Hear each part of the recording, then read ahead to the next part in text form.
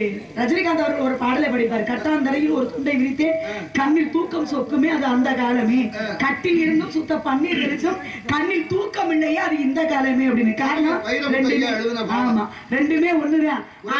ஒரே விஷயம் தான். சொல்லுங்க. சாப்பிடு. நான் என்ன சொல்றேன்னா, படுக்கைங்கிறது எல்லாம் ஒண்ணுதான். படுக்கிற வரைக்கும் தான் அது மெத்தையா இது கட்டாந்தரையான்னு தெரியும். கண்ணு உறங்குற வரைக்கும், கண்ணு மூடி தூங்கிட்டோம்னா எது மெத்தை எது தரைன்னு தெரியுமா? எல்லாம் ஒண்ணுதான்.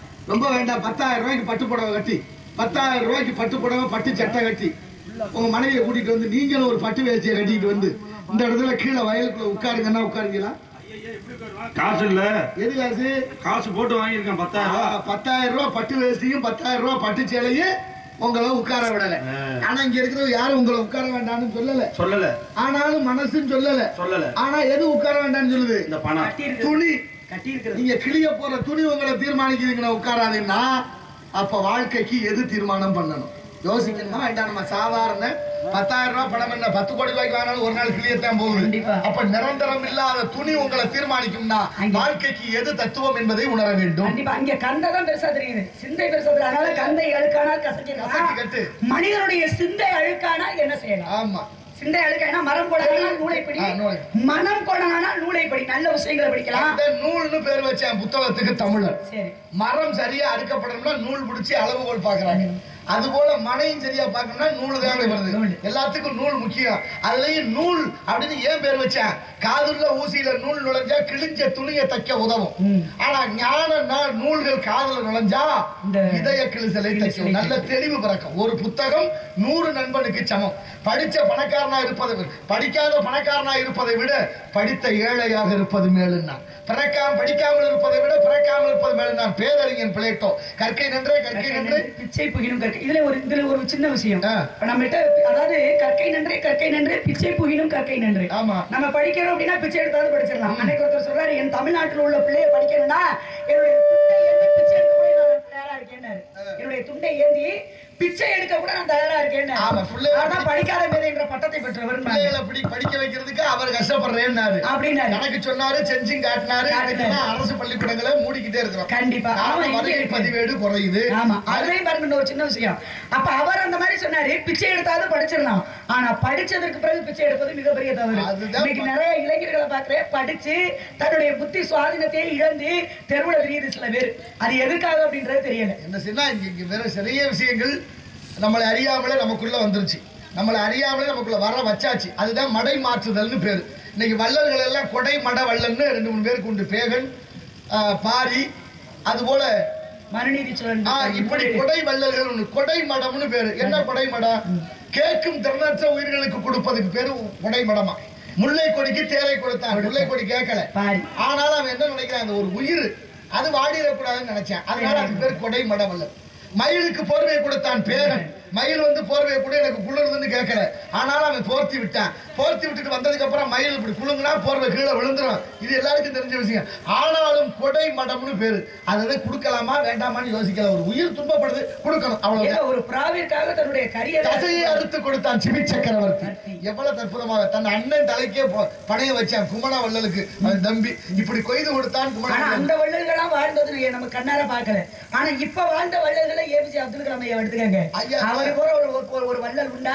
அதே போல பெண் வள்ளல் அப்படின்னு பார்க்க சொன்னோம்னா, கருவுற்றார் ஒரு குழந்தை 2 குழந்தைக்கு தாயாகலாம். கருவுற்றார் ஒரு குழந்தையை பெற்றெடுக்கலாம். அந்த உலகத்தில் உள்ள அனைத்து குழந்தைகளுமே எனக்கு பிள்ளைகள் தான் சொன்னவங்க தான் அன்னை தெரசா. கருவுற்றிருந்தால் நீ ஒரு குழந்தைக்கு தாயாயிருப்பாய். நீ கருணை உற்றதனால் அனைவருக்கும் தாயானாய். அந்த மாதிரிலாம் ஒரு பொறுமையான அன்னை தெரசா. இதெல்லாம் வர்ற கதை. கொல்கத்தா வீதியிலே இந்த தொழுநோயில் படைத்த பிள்ளைகளுக்காக ஒரு ஆசிரமம் வச்சிருக்காங்க. அதுக்கு நிதி திரட்டுறதுக்கு போறாங்க. அப்படி போறபோது ஒரு பெரிய செல்வந்தர்கிட்ட போய் 2 கையும் நீட்டுறாங்க, ஐயா ஏதாவது கொடுங்கன்னு. அந்த ஆளு கோபத்துல காரி எச்சில உமிழ்ந்துட்டார், துப்பிட்டார், எச்சிய துப்பிட்டார். இப்போலாம் துப்புனா என்ன கதை? இப்பதான் நடந்த கதை. நம்ம வாழும் காலத்துல வாழ்ந்து போயிருக்காங்க. ஆனா எல்லாருக்கும் அந்த மனசு வருமா?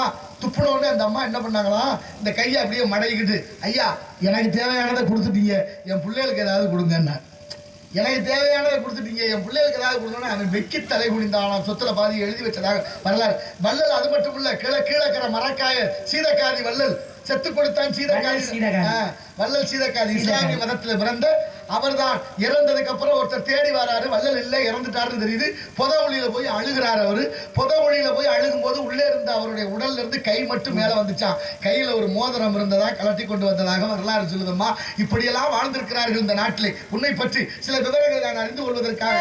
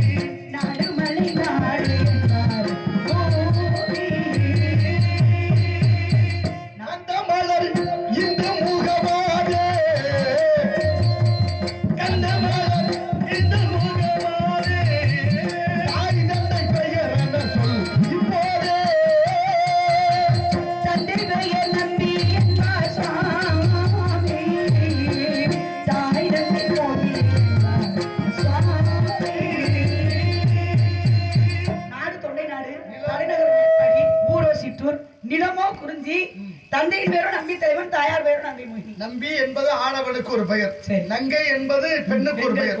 அதனாலதான் நாளாம் திருநாளாம் நங்கைக்கும் நம்பிக்கும் பேரானாம். ஒரு அம்மா, அவ பேரு ஆரியம்பான்னு பேரு. ஐயா சிவகுரு, ஆரியம்பாள் சிவகுரு, ரெண்டு பேரும் சிவபக்தர்கள். சிவனை அன்றாடு வழிபடுவார்கள். எந்த நேரமும் சிவனை கும்பிட்டுட்டே இருக்காங்க. வருஷங்கள் பல கிடக்குது, குழந்தை இல்லை.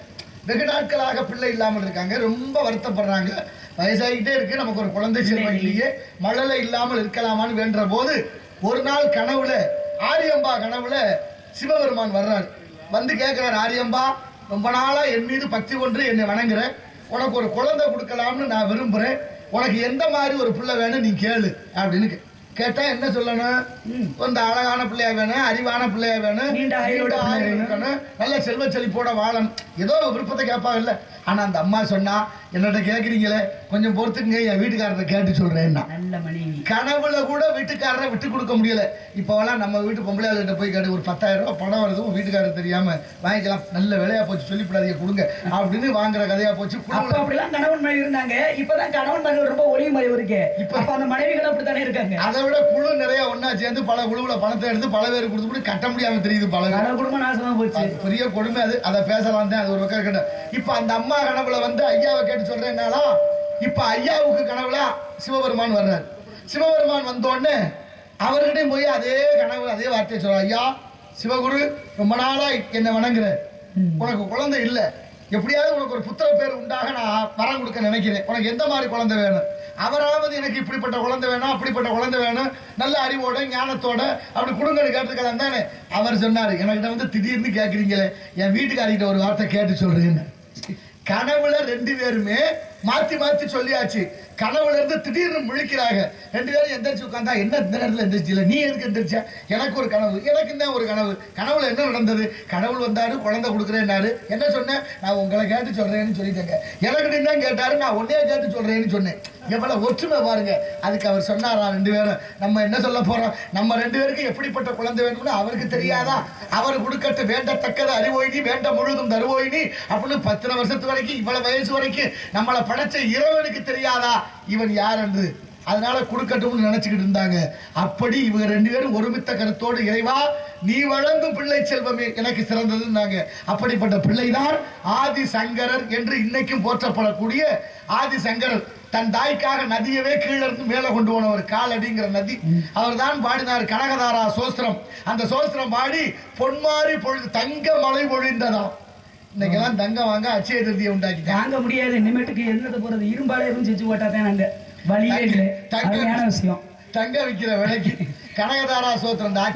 நம்ம நாட்டிலே வந்து என்ன தங்க சுரங்க வேற கண்டுபிடிச்சாச்சு.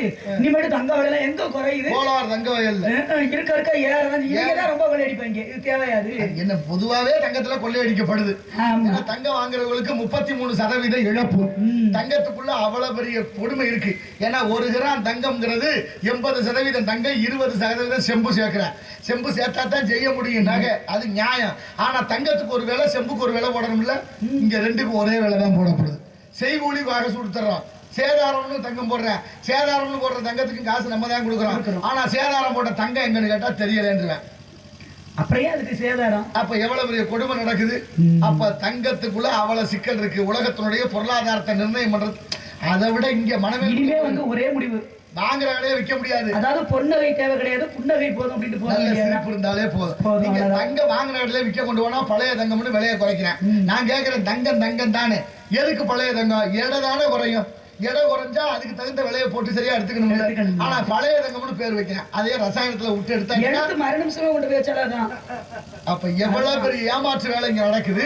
அதை அந்த மக்கள் அதை கொஞ்சம் கூட புரிஞ்சு, அதை விட உரசி பாக்குறேன். நல்லா இருக்கா மச்சான், நான் உரசி பாக்குறேன்னு உரசுவாங்க. நல்லா இல்லைன்னு கொடுத்துருவாங்க. உரசுனதுக்கு அப்புறம் நம்ம கொண்டுட்டு அடுத்த கடைக்கு போயிடுவோம். அவர் என்ன பண்ணுவார் தெரியுமா? உரசுனதுக்கு ஒரு உரைகள் இருக்கு, அந்த கல்லுல தான் அவர் உரசுனாரு. அந்த உரசுன தங்கத்துல 10 மில்லியோ 20 மில்லியோ தங்கம் அதுக்குள்ள போயிடும். இந்த கல்லுக்குள்ள போயிடும். கல்லுக்குள்ள போன தங்கத்தை எடுக்க தேன் மெழுகுன்னு ஒரு மெழுகு வச்சிருக்கிறாரு. அந்த தேன் மெழுகு உருண்டை எடுத்து அதுல உருட்டினா கல்லுக்குள்ள இருக்க தங்கம் மெழுகுல வந்துடும். இப்படியே உருட்டி உருட்டி உருட்டி உருட்டி வச்சிருந்து ஒரு நாள் உருட்ட முடியாத சூழ்நிலை வரும்போது அந்த மெழுகை தூக்கி நெருப்புல போட்டா தங்கம் தனியா மெழுகு தனியா போயிடும். அவன் பணக்காரனா, நம்ம பணக்காரன். எவ்வளவு அக்கப்போர் நடக்குது தங்கத்துல. அது சேதாரம் சேதாரம்னா ஆதாரமா வீடு கட்டினேன் ஒருத்தன் 225 கோடியில ஒருத்தன் படுக்க, கடைசியா 6 அடியே போதும்னு படுத்துட்டேன். எங்க வச்சல. ஆனா அந்த மக்கள் அச்சய திருதின்னு சொல்லி ஏமாத்தி, நான் கேட்கிறேன், இப்ப வருஷம் வருஷம் அச்சய திருதி வருது இல்ல? போன வருஷம் அச்சய திருதிக்கு நகை வாங்கிருப்பா இல்ல, கடை வாங்கினாலும் அவங்க எல்லாம் கோடீஸ்வரர் ஆயிட்டாங்க. இல்ல இல்ல, எப்படி ஏமாத்துறான்னு தெரியுது. கடை வாங்கி வாங்கினா எங்கிட்ட ஆகுறது. அப்புறம் கடை மேல கடன் பிச்சை எடுக்க முடியாது, வேற வழியே கடல்ல இருக்கு. அச்சய திருதின்றது வந்து அதாவது நகை எடுப்பது அதெல்லாம் கிடையாது. இல்லாத ஏழைகளுக்கு 4 பேருக்கு உண்ண உணவு, வீட்டுல நிறைய உப்பு மிளகு, இந்த மாதிரி ஜாமான் இருக்கிறதா அச்சய திருதி. ஆதிசங்கரர் கனகதாரா பொன்மாளி பிறந்த நாள் இந்த அச்சய திருதி.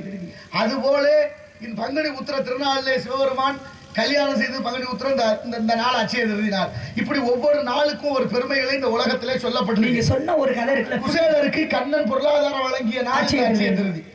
அச்சய பாத்திரம் என்ற பாஞ்சாலி வச்சிருந்த அந்த அச்சய பாத்திரம் சோறு போட்ட நாள் அச்சய திருதி.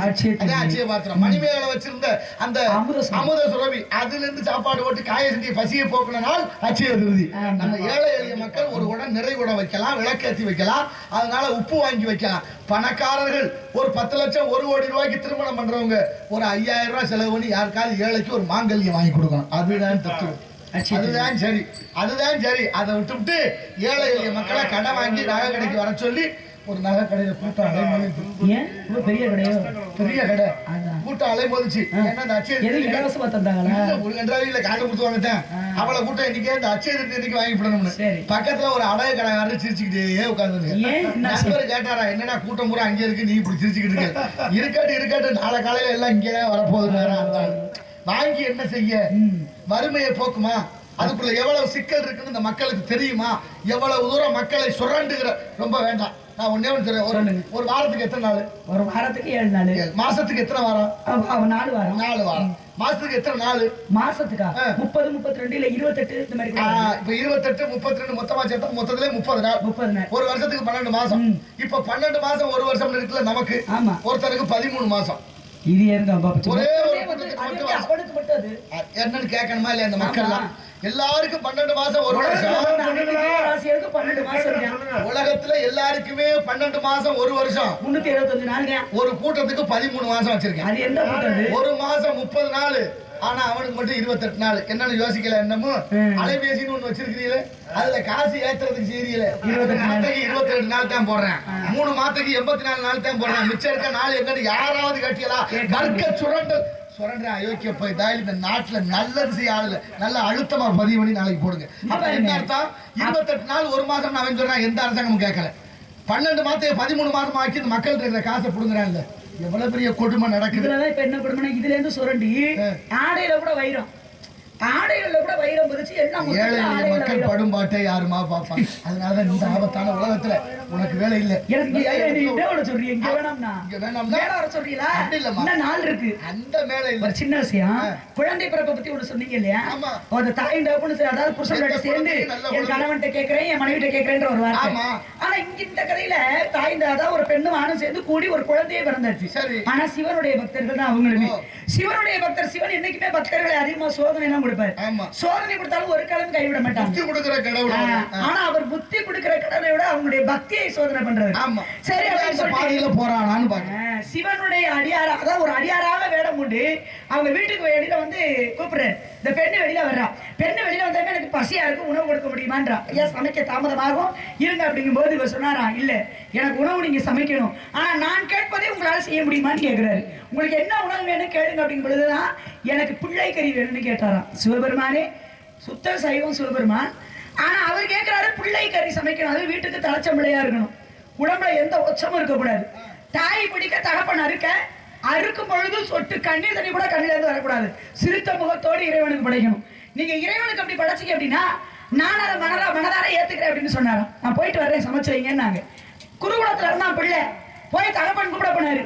தகப்பன் கூட்டிக்கிட்டு வரும் பொழுது என்ன எப்போதும் தாமதம் வருவாங்க, இன்னைக்கு அப்பா விளையாடி வந்தாருன்னு சொல்லி பிள்ளை சிரிச்ச முகத்தோட வர்றான். குளிச்சு எல்லாம் பண்ணினாங்க. எல்லாம் பண்ணி குழந்தைய முத்தம் கொடுக்க போலாமேன்னு தாய்க்கு ஒரு எண்ணம். ஏன்னா கடைசியா பிள்ளை சாக போறானே, நம்ம பிள்ளைக்கு ஒரு முத்தம் கொடுத்துக்கலாமேன்னு கட்டி அணைச்சு முத்தம் கொடுக்க போகும்போதுதான் அவளுக்கு தோணுச்சாக சிவனடியாருக்காக உணவு படைக்க சொன்னாரு. நம்ம முத்தம் கொடுத்தோம்னா எச்சில் பட்டதுக்கு சமம், ஆக வேண்டாம். முத்தம் கொடுக்கப்படுறதையும் தடுத்து பிள்ளைய கீழே படுக்க சொன்னாங்க. பிள்ளை சிரிச்ச முகத்தோடு படுத்தான். தாய் தப்ப என்ன செய்ய போறாங்க, நம்மள நல்லதுக்கு தானேன்னு சொல்லி பிள்ளை சிரிச்ச முகத்தோடு படுத்தான். தாயாகப்பட்டவன் கழுத்தை பிடிச்சா, தகப்பன் அறுத்தாரு, பிள்ளைய சமைச்சாங்க. அவர் வந்தாரு, சமையல் பரிமாறப்பட்டது. ஆமா எங்க உங்க பிள்ளைன்னு கேட்டாராம். பிள்ளைன்னு கேட்கும்போது தாய் தகப்பன் அப்படி குனித தலை நிமிராம இருக்காங்க.